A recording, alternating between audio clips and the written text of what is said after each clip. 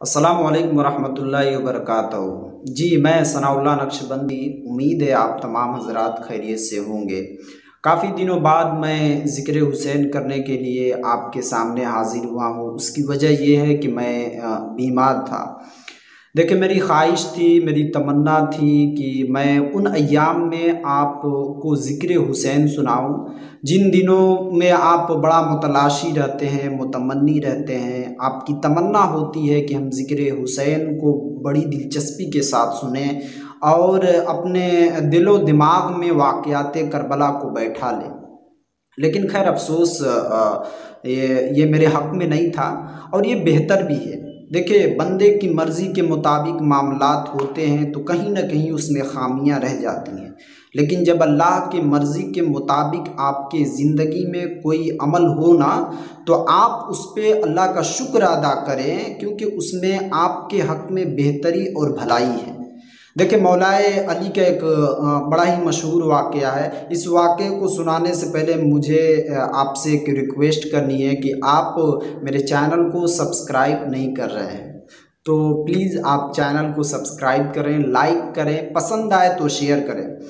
मौला अली का एक वाक़या मशहूर है। मौला अली जब उनकी दुआएं कबूल हो जाती तो आप रोया करते थे, और जब उनकी दुआएं कबूल नहीं होती तो वो हंसा करते थे। लोगों ने पूछा, सरकार इसकी वजाहत फरमाएं, हम मुस्तरिब हैं, मुंतज़िर हैं हम कि ये आपके अमल अक्ल खिरत से परे हैं, आप इसकी वजाहत फरमाएं।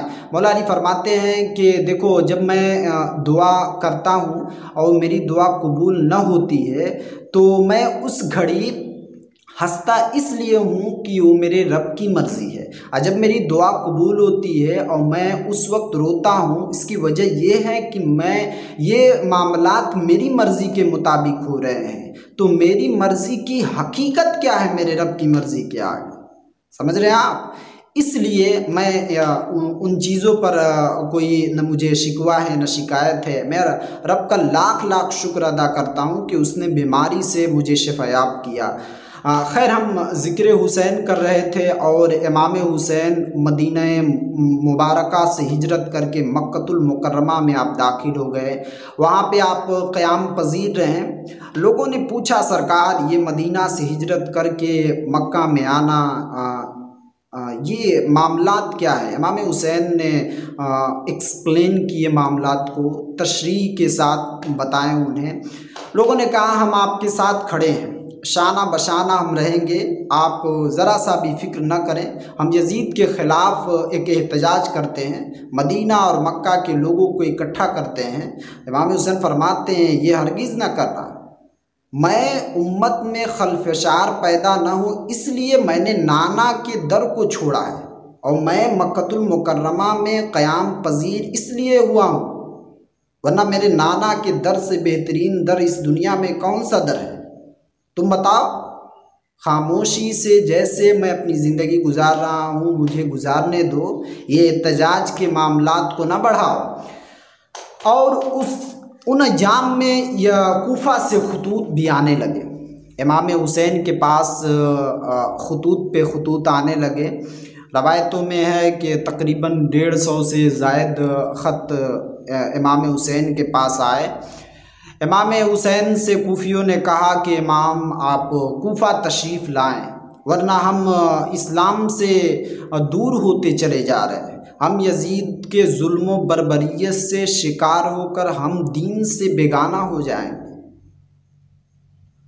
इन टार्चर करने वाले जुमलों से, ये मोहब्बत के जुमले नहीं थे, चूँकि कूफियों की दगाबाजी मशहूर थी, धोखेबाजी मशहूर थी।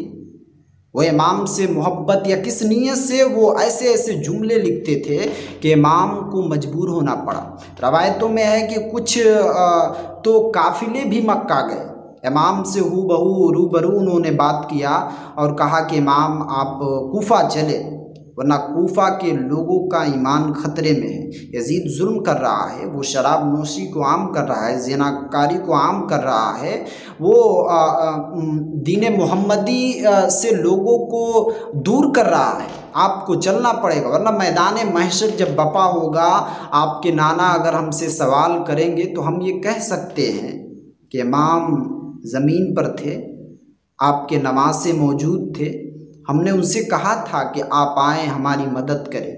अगर आप खड़े रहेंगे ना तो हमें हौसला मिलेगा और हम यजीद के खिलाफ खड़े हो जाएंगे और इस तरह से हम एक जुल्म का खात्मा करेंगे। इमाम हुसैन से जब ये बात कही गई ना तो इमाम ने कहा बात तो सही है, मैं नवासे रसूल एक ज़िम्मेदार शख्स हूँ, मुझे कूफा जाना चाहिए। खैर इमाम के जो साथी थे, जो अकरबा थे, उन्होंने कहा कि आप कूफा ना जाएं, आप किसी को सबसे पहले कूफा भेजें ताकि वो कूफा जाकर जायज़ा ले क्या ये बात सच भी है कि कूफा के लोग सिर्फ खुतूत में सही हैं या अमली तौर पर भी वो आपका साथ देना चाह रहे हैं। इमाम हुसैन ने इसके लिए हज़रत मुस्लिम बिन अकील को चुना। मुस्लिम बिन अकील चूँकि ज़हीन शख्स थे, पढ़े लिखे थे, एक आदिल थे, गोशा नसीनी की साथ वो ज़िंदगी इमाम के साथ मक्का में गुजार रहे थे, ज़हद व तक़वा में भी बाकमाल थे। इमाम हुसैन ने हज़रत मुस्लिम बिन अकील को कहा कि देखो सामान तुम बांधो और कूफा रवाना हो जाओ और वहाँ के हालात का जायज़ा लेकर मुझे ख़त लिखना, तब फिर मैं मक्का से हिजरत करके कूफा आऊँगा। हज़रत मुस्लिम बिन अकील जब अपनी तैयारी शुरू करने लगे तो उनके दो बेटे थे, मोहम्मद और इब्राहिम। उनके दो बेटे मोहम्मद और इब्राहिम वो हज़रत मुस्लिम से लिपट गए।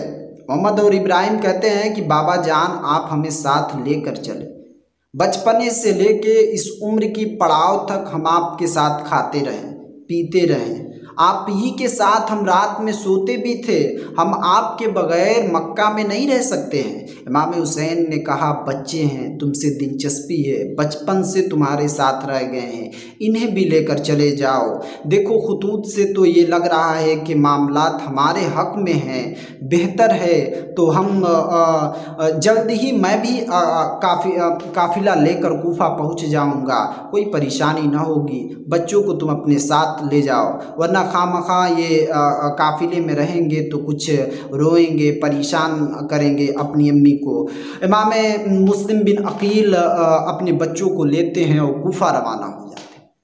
कूफा में मुस्लिम बिन अकील जब दाखिल होते हैं तो इस कदर शानदार तरीके से मुस्लिम बिन अकील का इस्तकबाल किया जाता है जो मुस्लिम बिन अकील के वहम गुमान में भी न था, क्योंकि उन्होंने कूफा की दगाबाजी और धोखेबाजी सुन रखी थी।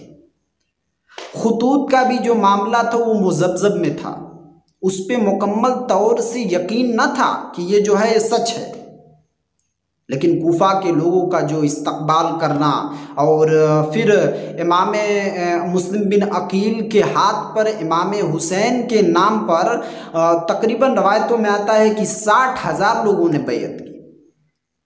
जब कूफा के 60,000 लोग मुस्लिम बिन अकील के हाथ पर बैयत कर चुके इमाम हुसैन के नाम पर, तब मुस्लिम बिन अकील ख़त लिखते हैं इमाम हुसैन को, हुजूर आप तशरीफ़ लाए, हालात हमारे हक़ में हैं।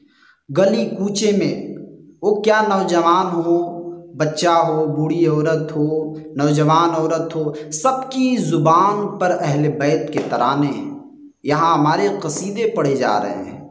मेरे हाथ पर 60,000 लोगों ने बैयत कर लिया है।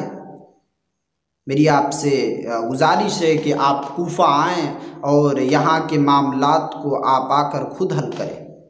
और उधर यजीद के हवारीन ने उसे ख़बर दिया, यजीद जिस तख्त पर तुम इतरा रहे हो, बड़ा जिस गद्दी नशीनी पर तुम्हें बड़ा फ़ख्र है ना, वो चंद दिनों में तुम्हारी गद्दी इधर से उधर हो जाएगी, जल्द कोई एक्शन लो। यजीद को जब यह ख़बर मिली कि इमाम हुसैन मदीना छोड़कर मक्का में क़याम पजीर हो गए और अपने एक वकील को भेजा है उन्होंने जिसका नाम मुस्लिम बिन अकील है, और उसके हाथ पर 60,000 लोग बैयत इमाम हुसैन के नाम का कर चुके हैं, तो मामलात तो हाथ से निकलते हुए नज़र आ रहे हैं।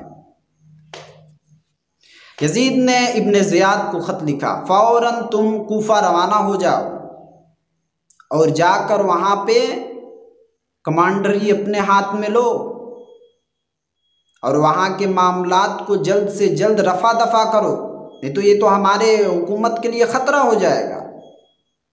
यह इब्ने ज़ियाद ऐसा जालिम और शातिर चालबाज शख्स था जिसका आप गुमान भी नहीं कर सकते हैं। इब्ने ज़ियाद देखिए वो दमिश्क में था, यजीद के साथ था। इब्ने ज़ियाद वहाँ से निकला और कूफा में जब वो दाखिल हुआ, देखें आप उसकी चालबाजी, जब वो कूफा में दाखिल हुआ तो इमाम हुसैन के ख़ानदान के लोग जो लिबास पहनते थे ना, उस लिबास में वो दाखिल हुआ। लोगों ने समझा कि इमाम हुसैन तशरीफ़ ला चुके हैं, लोग इस्तकबाल करने लगे, नारा लगाने लगे, लेकिन यजीद किसी से कुछ न बात किया न किसी से कुछ बोला।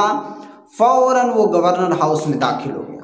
गवर्नर हाउस में दाखिल होने के बाद उसने दरवाजे बंद कर दिए और शहर के जो जिम्मेदार शख्स थे, तारीख की किताबों में रकम है कि 12 लोगों को उसने बुलाया।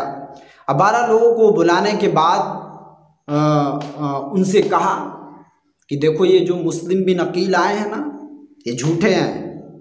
ये जो ये तुम्हें दावत दे रहे हैं और बता रहे हैं कि यजीद तुम पर जुल्म कर रहा है, इनकी बातों पर ना आओ, वरना मैं अभी तलवार निकाल कर तुम्हारी गर्दन काट दूंगा।